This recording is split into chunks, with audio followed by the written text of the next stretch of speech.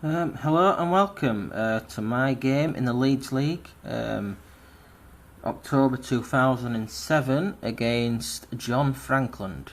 We were both fairly evenly graded. I was 97 and John was 90. I started with d4. Queen's Gambit. Obviously Queen's Gambit declined. It's all mainline stuff at the moment. I hadn't been playing the Queen's Gambit all that often when I played this, but I had a good understanding of the positions that come from it and how to play it.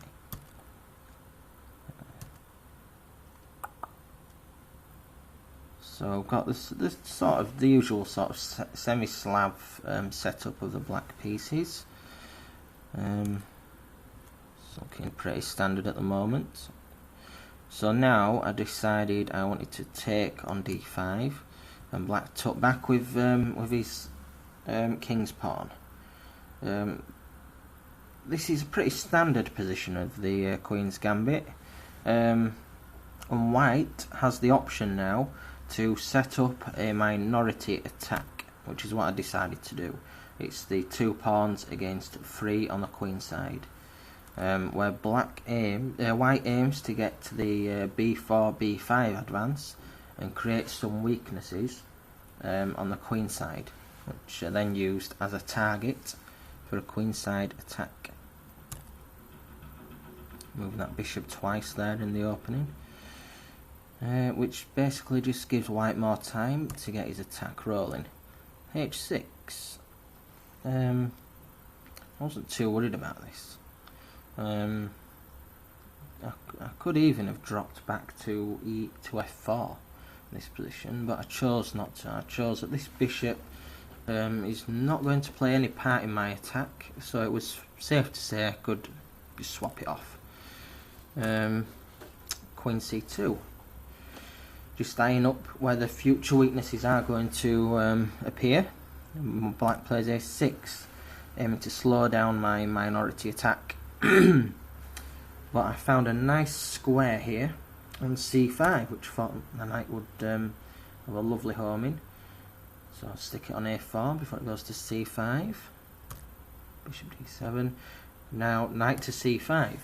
The reason why I chose to play knight to c5 is because black played this a6 advance, which weakens his queenside somewhat.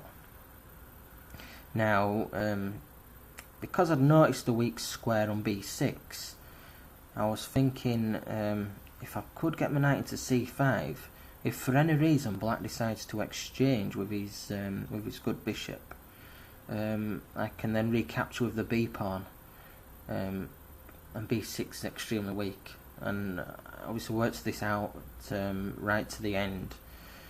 I knew that it was in my favour because white's going to be on the aggressive and black's going to be on the passive. If he chooses not to exchange on c5, then my knight is still a very strong piece where it stands, and still putting black under a lot of pressure on the queen side. But anyway, black decided to make it easier for me by taking on c5. So I took, as I said, I'd calculated in advance to recapture with the b pawn. And just basically now I'm building up on this weak square, this weak file. Just trying to dominate the position. Black's got no kingside attack whatsoever, so I've got as much time in the world really to build up on this plan. b6. You can see now how passive black's position has become. Right, knight d7. This looks alright for black. It looks like he's forcing me out of this hole. But the problem is he's never really going to be able to advance without conceding any more weaknesses. The rook may have to drop back as it does in the game, but the weakness is still there. Unfortunately for black, white's got no weaknesses in his camp, so white is still winning this position. But black plays b6. It turns out that this is the losing move. And Black's obviously missed it, and I'd seen that this was losing. Simply after c takes, rook takes, and knight takes. Obviously got to take back with a knight. We've then got knight e5, and this position is just so strong.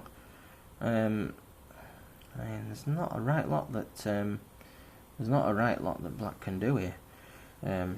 Can't play bishop d7, really. Well, I suppose it's probably the best move he's got. But the queen in this position is overworked. Black plays the worst possible move here, bishop b7, and then after queen b3 he's just losing a piece, and he resigned.